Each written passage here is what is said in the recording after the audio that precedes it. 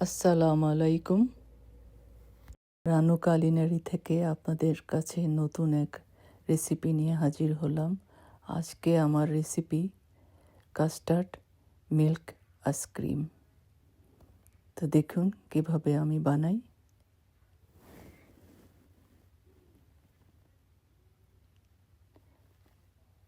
তো একটি পাত্রে আমি 1.5 কাপ হেভি ক্রিম নিলাম।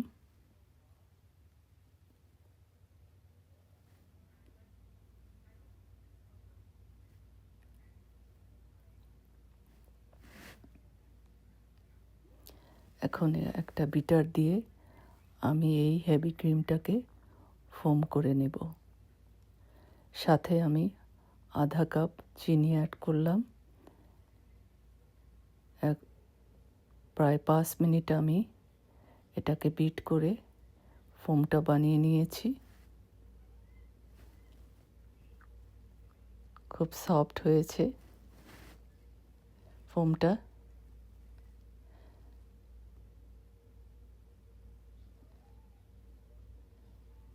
এখন একটা বাটিতে 1 কাপ মিল্ক নিয়েছি, সাথে 1 চামচ কাস্টার্ড পাউডার অ্যাড করলাম ভালো করে গুলিয়ে। সাথে আবার 2 চামচ মিল্ক পাউডার দিয়ে দিলাম টেবিল স্পুনের। ভালো করে গুলিয়ে নিলাম।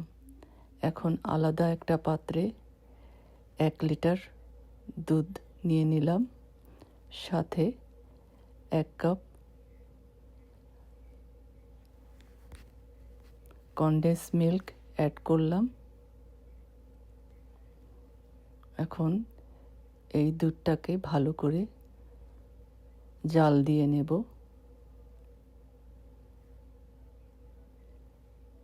অনেকটা পানি, দুধটাকে শুকিয়ে নেব।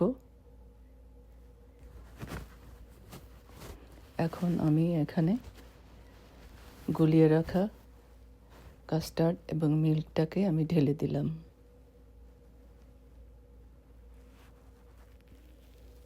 ভালো করে নাড়তে হবে যাতে কোনো দলা না পেকে যায় এবং নিচে জ্বলে না যায় দুধটা। এখন এখানে আমি 2 ফোঁটা ফুড কালার দিয়ে দিলাম। এখন আমি এখানে ভালো করে নাড়তে থাকবো আনটিল এই মিল্কটা ঘন হয়ে যাওয়া পর্যন্ত। ঘন হয়ে গেছে। এখন আমি সাথে এখানে 2 ফোঁটা ভ্যানিলা এসেন্স দিয়ে দিলাম। এখন ভালো করে আবার নাড়তে থাকবো। এখন আমার এটা ঘন হয়ে গেছে। আমি এটাকে সাইডে রেখে দেব প্রায় 2 ঘন্টার জন্য। যখন ঠান্ডা হয়ে যাবে তখন আমি ওই হেভি ক্রিম যে ফোমটা বানিয়েছি ওখানে আমি অ্যাড করে দিব।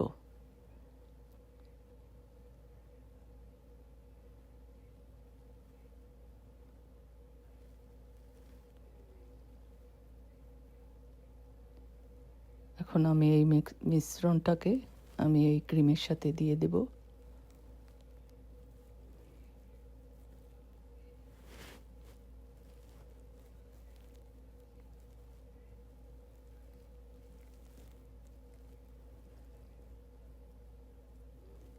এরপর একটা বিটার দিয়ে আবার আমি এই ফোম এবং মিশ্রণটাকে মিশিয়ে নেব। এরপর একটা অ্যালুমিনিয়াম ফয়েলে আমি কিছু বাদাম কুচি করে দেব নিচে ছিটিয়ে।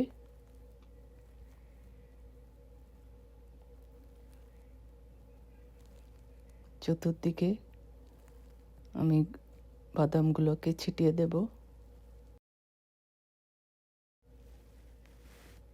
আমি এই অ্যালুমিনিয়াম পাত্রের মধ্যে আমি বাদামগুলোকে ছিটিয়ে দিয়েছি। এখন আমি এই মিশ্রণটাকে এই পাত্রের মধ্যে ঢেলে দেব।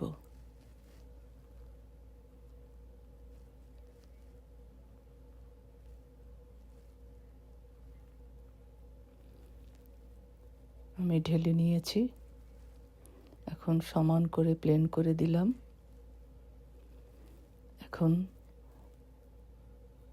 ফয়েলটা আমি ধরে একটু ট্যাপ ট্যাপ করে দিচ্ছি, যাতে ভালো করে নিচে সব সমান করে মিশে থাকে। এই পাত্রগুলোকে আমি কুল হওয়ার জন্য আমি ডিপ ফ্রিজে রেখে দেব। 8 ঘন্টা পরে আমি এটাকে বের করে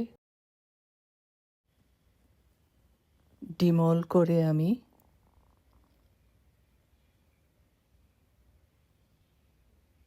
ছোট ছোট করে আমি পিস করে নেব।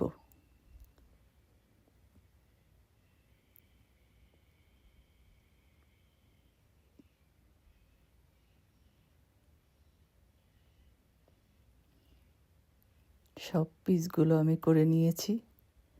সুন্দর হয়েছে কালার, খেতেও দারুণ। আপনারাও সবাই ট্রাই করবেন।